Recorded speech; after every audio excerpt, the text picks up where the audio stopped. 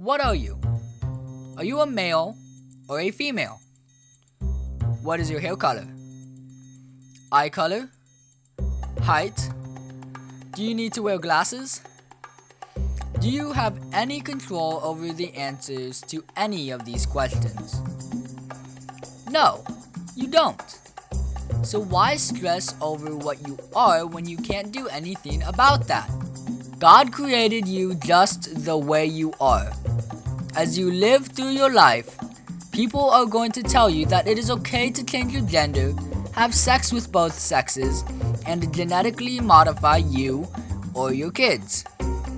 However, what does the Bible have to say about all this? As you read the Bible, you will find that God created you perfectly. The way God created you is the way you are meant to be. First, let's start with the fact that God is sovereign, pure, perfect, and holy. To be a perfect creation, you need a perfect creator. Before the beginning, only God existed. After the earth was created, God existed. Since then, He has existed and will always exist. God's name is Yahweh, which means He will be. Since God has always been around, He knows what is best for you. Therefore, you are created just the way God planned for you to be. And God saw everything that He had made, and behold, it was very good. And the evening and the morning were the sixth day. Genesis 1:31. Since the Lord knows you best, God said you are fearfully and wonderfully made. When you were in your mother's womb, you were being put together by God. As God created you, He knew what you were going to do in this life, and He created you according to that plan. There is a reason why you have that certain hair color, eye color, height, or character quality. If you live according to the call that God has given you, you will find out, whether it is in this life or the next. Surely He who is all-knowing knew how to put you together for later in life. Your personality and even physical characteristics will be used by God to help you to do His work when you are in alignment with God's plans. I once heard the story of a woman who was born with brown eyes while her siblings had blue eyes. As she grew up, she despised the fact that God gave her brown eyes. But later in life, God called her to be a missionary to a place in which everyone had brown eyes.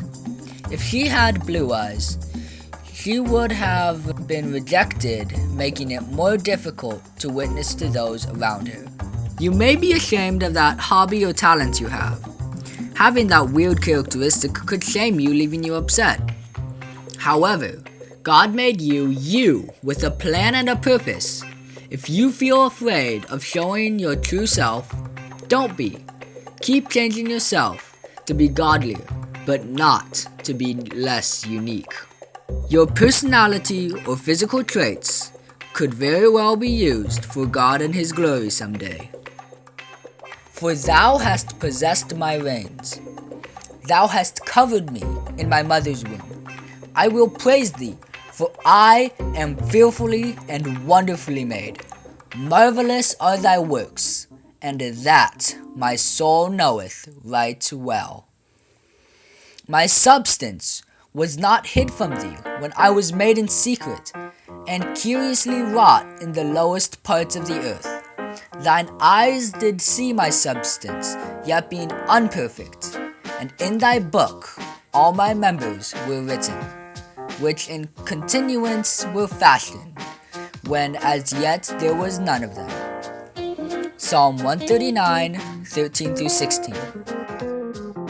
Having predestinated us unto the adoption of children by Jesus Christ to Himself, according to the good pleasure of His will, to the praise of the glory of His grace, wherein He hath made us accepted in the Beloved, Ephesians 1, 5 through 6.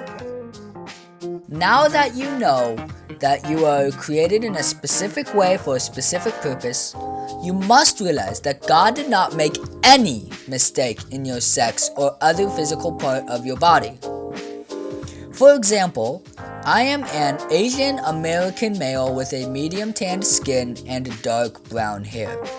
If you said that I was a woman trapped in a man's body, I would think that statement is ridiculous. Since God created me as a male, I was meant to be a male, not a female. To claim that you are non-binary, the opposite gender of your sex, or anything else you are not is to declare that God did not create you the way in which you were meant to be. If you want to add or remove parts of your body to give yourself the perfect look back at who made you. Yahweh. He was, is, and always will be. You don't need to change yourself to be more eye-pleasing or be the opposite sex.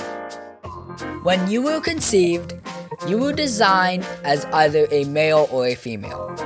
And God made the man for the woman and the woman for the man. The person that God has for you in marriage will not be the same sex as you. When you marry the one God has for you, you two will complete each other with Jesus at the center. Don't try to change your gender or sexuality. You are created just the way God wants you to be. Please note that I am not discouraging keeping your fitness, but rather God created you to be as healthy and as fit as you can be. However, the Lord did not give you a heterosexually designed body to switch to homosexuality or sex chromosomes or change yourself to look the opposite of what they say.